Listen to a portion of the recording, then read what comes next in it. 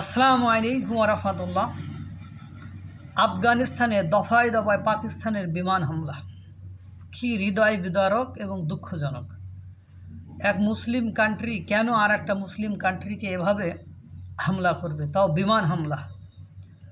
পাকিস্তানের আফগানিস্তানে দফায় দফায় বিমান হামলায় নারী ও শিশুসহ নিহত 15। আফগানিস্তানের 15 জন নারী ও শিশুসহ 15 জন লোক নিহত হয়েছে। মঙ্গলবারে বারমাল জেলায় বিমান হামলা চালায় পাকিস্তানের সামরিক বাহিনী। নিহতের সংখ্যা আরও বাড়তে পারে বলে আশঙ্কা করা হচ্ছে। বারমালের 7টি গ্রামকে লক্ষ্য করে পাকিস্তানের সামরিক বাহিনী হামলা চালায় বলে জানা গেছে। হামলায় একই পরিবারের 5 জনের মৃত্যু। আফগান সংবাদ মাধ্যম জানিয়েছে হামলায় পুরোপুরি ধ্বংস হয়ে গিয়েছে বারমালের একটি গ্রাম। এই হামলার কঠিন জবাব দেওয়ার হুঁশিয়ারি জানিয়েছে তালেবান সরকারের প্রতিরক্ষা মন্ত্রণালয়। চিন্তা করেন, একজন মুসলিম আর একটা মুসলিম কান্ট্রিকে এভাবে কিভাবে আক্রমণ করতে পারে। আমার ব্যাপক খারাপ লেগেছে।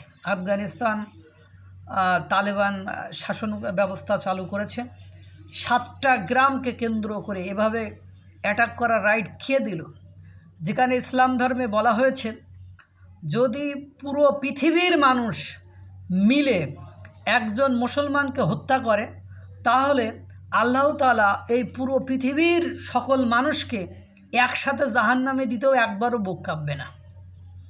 তো এই পাকিস্তানের সামরিক বাহিনী এরা যে এই বারমাল জেলার 7টা গ্রামে অ্যাটাক করলো, একজন শিশু, সে যেহেতু আফগানিস্তানে জন্মগ্রহণ করেছে, সে নিঃসন্দেহে মুসলমান এবং ওরা আফগানিস্তানের মানুষ ধর্ম পালন করে।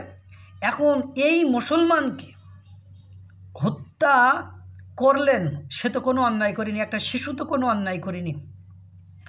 যদি আপনার সাথে ওই দেশের দ্বন্দ্ব থাকে, ফাসাদ থাকে, গণ্ডগোল থাকে, তাহলে সে দেশের সরকারের আছে।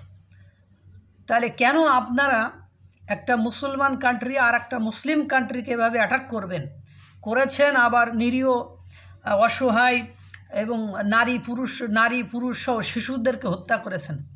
তো বিশ্বনবী সাল্লাল্লাহু আলাইহি ওয়াসাল্লাম বলেছেন ওই যে হাদিসে, যে পুরো পৃথিবীর মানুষকে একজন মুসলিম হত্যার জন্য একসাথে জাহান্নামে দিতে আল্লাহর একবারও বুক কাঁপবে না, একবারও খারাপ লাগবে না। তাহলে এখন দেখেন কেমন মুসলিম কান্ট্রি আপনারা।